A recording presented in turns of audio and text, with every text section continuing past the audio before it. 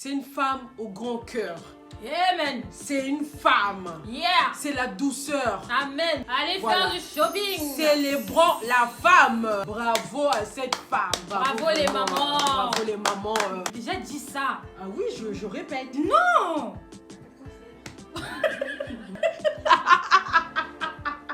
Non, j'ai oublié une page. Oh, putain. Hi everyone. I hope you are doing well. I'm Harmony. Welcome to my channel. Bonjour tout le monde, j'espère que vous allez bien. Moi c'est Sarah alias Beauté Eben. La petite sœur de Harmony's Live TV. Alors, aujourd'hui, on vous retrouve pour une vidéo spéciale. On va parler de la femme. On va parler du quotidien de la femme. Qui est la femme? Parce que ça nous tenait vraiment à cœur. Voilà, que nous puissions fêter correctement le 8 mars, qui est la journée internationale de la femme. On va parler de pas mal de sujets, de ce que fait la femme, le travail de la femme, quand elle revient à la maison, celle qui a des enfants, celle qui n'a pas d'enfants. Donc, on va parler d'une petite globalité de la femme. Voilà. Donc, du coup, on va commencer avec Beauté Eben, qui m'accompagne, comme toujours, hein, c'est ma petite sœur.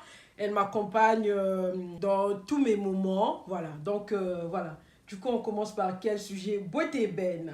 Alors, premièrement, il faut savoir qu'en 1910, au Danemark, l'internationale socialiste décide d'instaurer une journée des femmes pour rendre hommage au mouvement en faveur des droits de femmes et pour favoriser l'obtention du suffrage universel pour les femmes. Donc, mes amis, ma soeur vous a donné un peu la signification du 8 mars. Mais on ne va pas rester dans ce débat du 8 mars parce que ce débat est trop long. Et voilà. Donc, aujourd'hui, on va un peu parler de la femme, comme je vous ai dit dès le début. On va parler de ce qu'elle fait, de son quotidien, de ce qu'elle vit. Voilà. On va un peu parler de tout ça. Donc, pour un début, on va commencer par la femme qui travaille. Et il faut savoir aussi que la femme a le droit d'exercer tous les métiers qu'elle souhaite. Donc, par exemple, travailler dans le bâtiment, la cuisine, dans la médecine, être scientifique, voilà, un peu de tout en fait. Alors, moi, je voudrais en fait féliciter et célébrer la femme. Franchement, chapeau à la femme. Prenons celle qui travaille. Celle, par exemple, qui n'a pas d'enfant ou elle travaille. Franchement, chapeau. Elle part au travail, elle revient à la maison, elle s'occupe de la maison. Prenons seulement celle qui n'est pas mariée, qui n'a pas d'enfant, mais qui travaille. Moi, je respecte beaucoup ce genre de femme. Par exemple, moi quoi. Voilà. Et prenons aussi la femme qui travaille, qui est mariée. Punaise, ma boucle d'oreille, elle est tombée. C'est pas grave. Les aléas. Prenons aussi la femme qui travaille, qui est mariée, qui n'a pas d'enfant. Donc, elle va se réveiller, je ne sais pas quel travail qu'elle fait cette femme-là, supposons qu'elle soit médecin, femme de ménage, plein de jobs que la femme peut faire, comme l'a dit ma soeur. Donc, cette femme-là, elle va se réveiller tôt, elle va aller travailler, elle va rentrer à la maison, faire à manger, s'occuper de la maison et à la fin, s'occuper encore du mari. Donc, pour cela, chapeau à cette femme. Bravo à cette femme. Bravo à cette femme. Et puis, je vais prendre la femme qui travaille, qui a des enfants et qui est mariée. En gros, toi, cette femme-là, je ne vous dis pas comment elle souffre elle encore. a une force incroyable. Cette femme, non. Tu te lèves le matin, tu vas travailler. Avant même d'aller travailler parfois, tu fais les travaux ménagers, tu t'occupes des enfants, tu vas travailler, tu rentres à la maison, tu t'occupes aussi encore du mari. Donc, toute cette globalité-là, franchement, pour faire ça, il n'y a que les femmes qui font ça. Vous voyez, moi, je connais un de mes grands frères qui m'a dit que Dieu est une femme. Moi, je respecte beaucoup la femme pour ce qu'elle vit. N'oublions pas, celle qui supporte un mari qui lui fait du mal, qui lui fait souffrir. Cette femme-là, franchement, je le redis, félicitations à cette femme, chapeau à cette femme, car cette femme-là, elle a un cœur. Elle supporte tout ce que son mari lui fait, mais elle est là avec son mari. Parfois, elle ne dit rien aux amis. Tu lui demandes, mais ma chérie, qu'est-ce qui ne va pas? Elle dit rien, tout va bien. Elle protège le mari, en fait, voilà, mari. elle protège sa vie de couple. Chapeau à cette femme, respect pour cette femme. Ensuite, j'aimerais aussi parler de la femme au foyer parce que on a toujours eu l'impression qu'en fait la femme au foyer, elle fait rien à la maison, elle a tout le temps du temps libre, elle est jamais fatiguée alors que c'est le contraire. Franchement, être une femme au foyer, c'est un gros boulot. On ne se rend pas compte du tout, mais c'est du travail. Alors, se lever le matin, si elle a des enfants, s'occuper des enfants, ramener les enfants à l'école, faut qu'elle rentre, faut qu'elle fasse à manger, le ménage. Si les enfants ne sont pas à la cantine, elle va chercher encore les enfants pour leur donner à manger. Ensuite, aller les reposer à l'école. Ensuite, le soir, le mari arrive, elle s'occupe de son mari. En fait, en globalité, je trouve qu'elle n'a même pas assez de temps pour elle. Pour elle, ouais. Voilà. Exactement. Donc, elle n'a pas le temps, par exemple, d'aller se faire belle, aller faire les ongles. Enfin, ce que la plupart des femmes font, quoi. Elles n'ont pas assez de temps. Et ça, je trouve ça dommage. Et pour ça, franchement, je les félicite énormément. Il faut avoir du courage pour être une femme au foyer.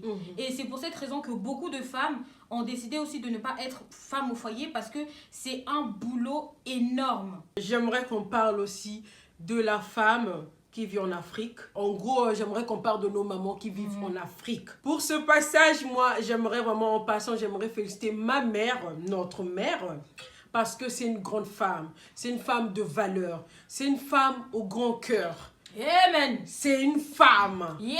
C'est la douceur. Amen. C'est une femme.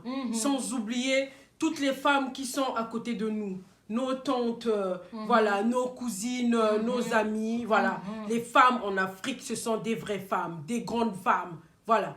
Donc, quand je m'en souviens, maman, qu'est-ce qu'elle faisait? Alors là, franchement, elle faisait la totale. La totale. Mon Dieu. Parfois, l'eau ne coule pas dans le robinet. Et cette dame-là, qui est notre mère, elle va à la source, mes amis. Elle va au puits pour prendre de l'eau. Elle nettoie les vêtements à la main. Ça, c'est pire. Les vêtements à la main, mon Dieu. Les vêtements, les draps, vous imaginez? Les draps, les serviettes. Surtout les serviettes, moi, je veux même pas, Seigneur, quand je pense à ça. Les serviettes. Non, le pire, c'est les jeans. Les jeans. Les jeans. Les jeans. Les jeans. Elle a nettoyé jeans, tout ça à la main, pas de machine à laver. Pendant des années. Pendant des années. Elle va faire le marché, en sachant qu'en Afrique, la plupart du temps, ces femmes-là, elles font à manger tous les jours. Exactement. Tous les jours, parce qu'il y a souvent la coupure d'électricité. Donc, elle ne va pas faire à manger pour ne pas que la nourriture puisse pourrir. Donc, elle faut à manger tous les jours. Donc, elle va faire à manger tous les jours.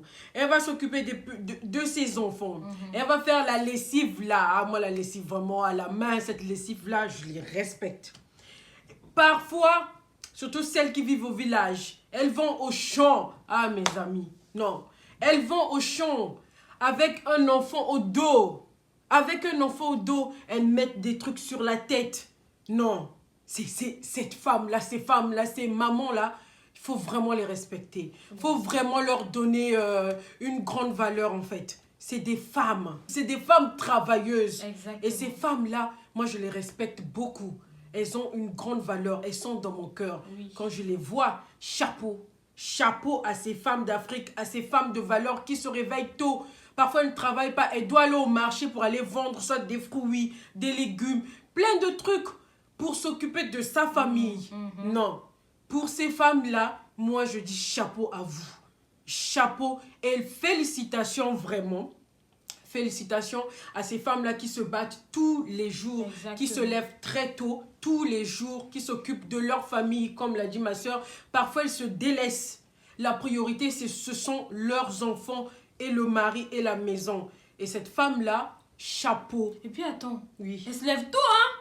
Très tôt. 4 heures, 3 heures. 4 heures, 5 heures du matin, ils sont déjà debout. Non, mon Dieu. 4 heures, 3 heures. Ouais. C'est incroyable.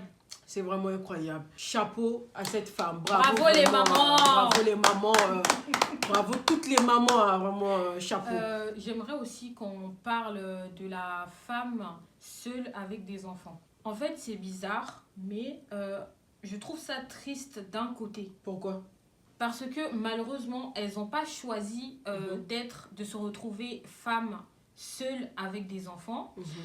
Elles se sont séparées en fait de leur conjoint parce qu'il y avait des contraintes. Donc ça, je trouve ça super triste. Et aussi, elles sont obligées de jouer 2 rôles par rapport aux enfants. Et ça, franchement, c'est très, très dur, très, très compliqué à gérer.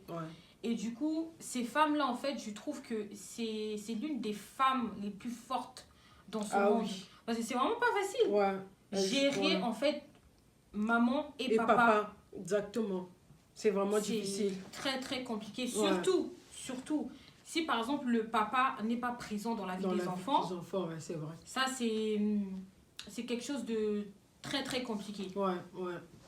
Donc, franchement, ce que j'aimerais dire à ces femmes-là, c'est de continuer à rester forte pour vos enfants, pour vous-même, parce que c'est très, très, très important. Il ne faut pas, en fait, que vos enfants voient, en fait, la tristesse qui est en vous. Et de toute façon, tu perds un homme. Prochainement, tu vas trouver un autre. Non? Ah, voilà. C'est pas grave. En plus, c'est pas aussi obligatoire d'être avec un homme. Oui, c'est pas obligé. En fait, tant que tu travailles, tu t'occupes de tes enfants, de ton foyer, toi-même t'es heureuse. Non, tu continues ta vie. Tout ce qui compte, c'est d'être heureuse dans sa vie. Exactement. Voilà, c'est ça. Et là, il faut qu'on parle d'un sujet très, très, très sensible. On va parler des femmes qui subissent des violences conjugales. Donc, tout ce qui est violence physique et violence psychologique. C'est quelque chose qui m'attriste énormément parce qu'il y a beaucoup de femmes qui n'arrivent pas à s'en sortir. Il y en a énormément dans ce monde qui meurent dans leur foyer, en fait. À cause de ça, à cause de la violence. Il y en a énormément aussi qui sont devenus instables mentalement. Exactement. Donc, ça, c'est... Je sais pas comment ça va s'évoluer au fil du temps, dans le monde. Et malheureusement, au niveau de la justice, je trouve que ça n'avance pas. Et si ça pouvait juste avancer un tout petit peu, ça sauverait énormément de vies. À part aussi la justice, il y a plusieurs femmes qui disent pas en fait ce qu'elles vivent dans leur foyer. Mais parce qu'elles vivent dans la peur. C'est aussi dans la peur, les menaces de mort. Faut penser à tout ça. Mais de là maintenant, comment est-ce que la justice va savoir que telle femme vit ce genre de choses dans sa vie? Parce que souvent, on entend ça souvent déjà dans ce pays, que le niveau de justice, ça va pas du tout quand ça concerne les femmes. Donc ça veut dire que même si la femme le signale à la police, il y en a beaucoup qui vont ignorer ce qu'elle dit. On en a déjà entendu parler, par exemple, au niveau des infos. Une femme est décédée suite au coup de son mari. Elle a déjà signalé la police. La police n'avait rien fait. Mais c'est ça, en fait. Du coup, toi, qu'est-ce que tu peux dire à ces femmes-là pour qu'elles s'en sortent, pour qu'elles prennent courage de sortir de cette horreur, carrément, de cet enfer, parce que je sais qu'elles vivent un enfer. Tu peux dire quoi? Moi, franchement, je sais pas qu'est-ce que je peux dire. Tu sais pas? Non. Eh ben, moi, je vais te dire, femme, tu es une femme, tu es forte, tu es courageuse. Donc, tout ce que tu as à faire, en fait, c'est de prendre tes pieds et de sortir de cette relation. Parce que sinon, tu vas y laisser ta vie. Et surtout, si tu as des enfants, tu vas laisser les enfants seuls. Parce que si ton mari a pu te violenter, c'est qu'il peut violenter les enfants. Exactement, Donc, tu dois penser à ta vie. Et ne pense pas que parce que tu sors de cette relation, tu seras perdu. Non, tu ne seras pas perdu. Tu vas te relever. Tu vas travailler. Tu vas prendre ta vie en main. Tu vas t'occuper de tes enfants. Tu vas t'occuper de toi-même, de ta vie. Et surtout, pense aussi à ta famille. Et d'ailleurs, les hommes qui frappent les femmes, les hommes qui tuent les femmes, je trouve que ce sont des lâches, des tocards. Je suis désolée d'avoir ce langage, mais c'est totalement ça. Et je trouve que même, il y en a beaucoup qui sont en fait complexés, qui sont jaloux de leur femme. Et du coup, en fait, pour enlever ce complexe, ils sont obligés de faire du mal à leur femme, en fait. Alors, on va parler d'un sujet aussi très, très sensible.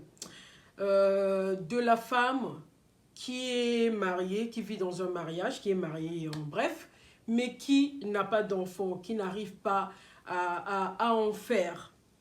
Voilà, donc on voulait soutenir aussi ce genre de femmes, ces femmes qui vivent ça, qui vivent ce problème. Donc on voulait surtout en fait lui dire d'être courageuse. Quoi d'autre? De garder la foi, Ouais, de prier si elle prie, ouais, de ne pas se décourager. oui, oui, oui. Parce que malheureusement, il y a beaucoup de femmes qui vivent ça Oui, et beaucoup perdent espoir. oui, Donc, non, déjà, il faut savoir que la vie continue. oui, La vie ouais, continue ouais. et je suis sûre qu'à beaucoup de femmes, Oui, Dieu a pu en fait ouvrir cette porte oui, et donner des enfants. Par exemple, si on parle de la Bible, oui, l'histoire de Sarah, oui. qui a eu un enfant à 90 ans, vous vous rendez compte? Mm, 90 ans.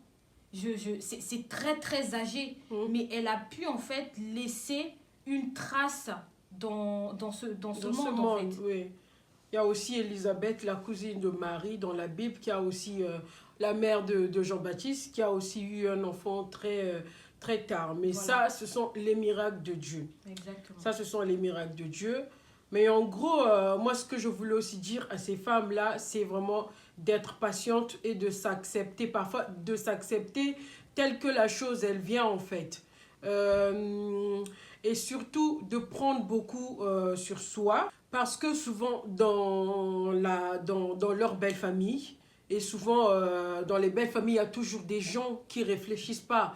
Il y a des gens qui n'ont pas étudié, genre qui se disent oui, c'est la faute à ta femme, qui disent à leur fils c'est la faute à ta femme elle n'arrive pas à faire des enfants, alors que ça peut aussi être la faute de leur fils.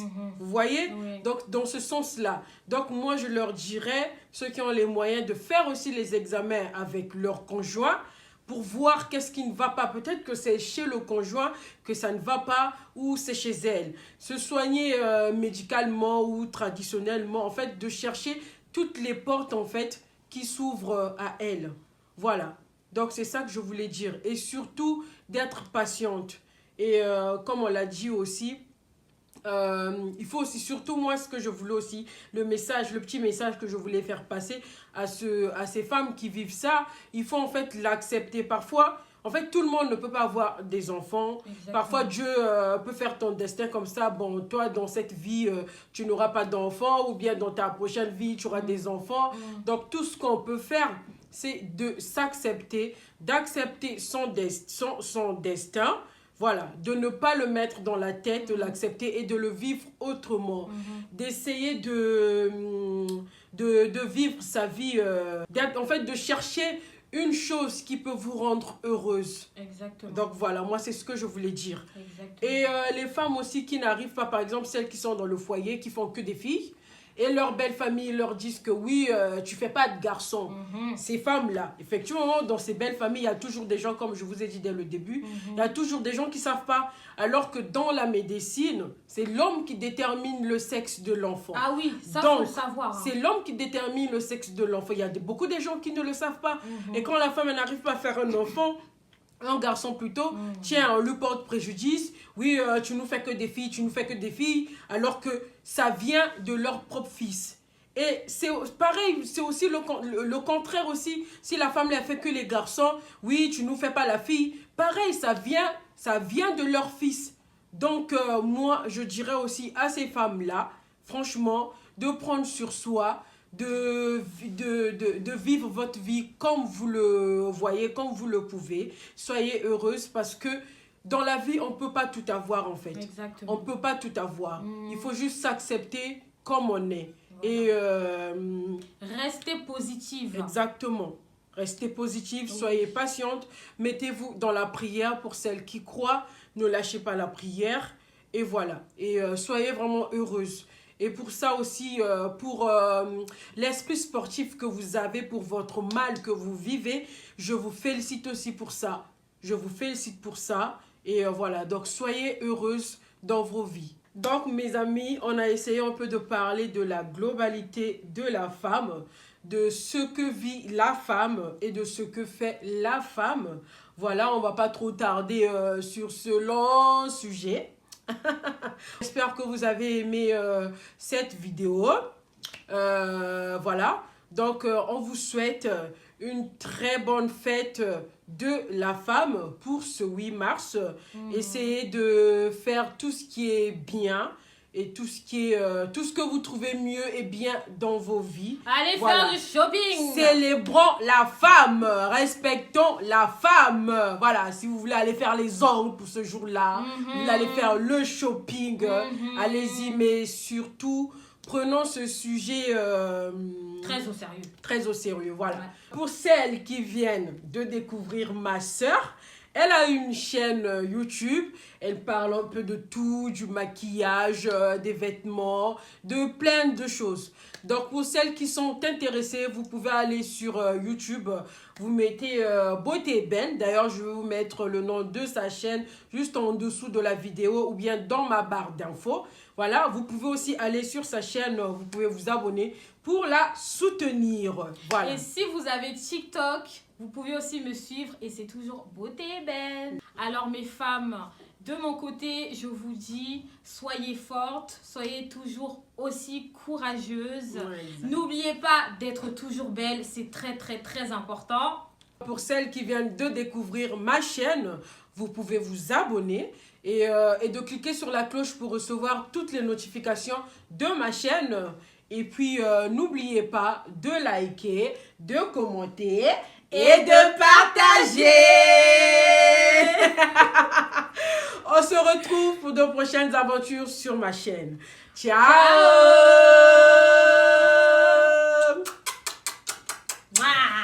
Hein, Sarah. Donc, assistante, tu coupes la vidéo.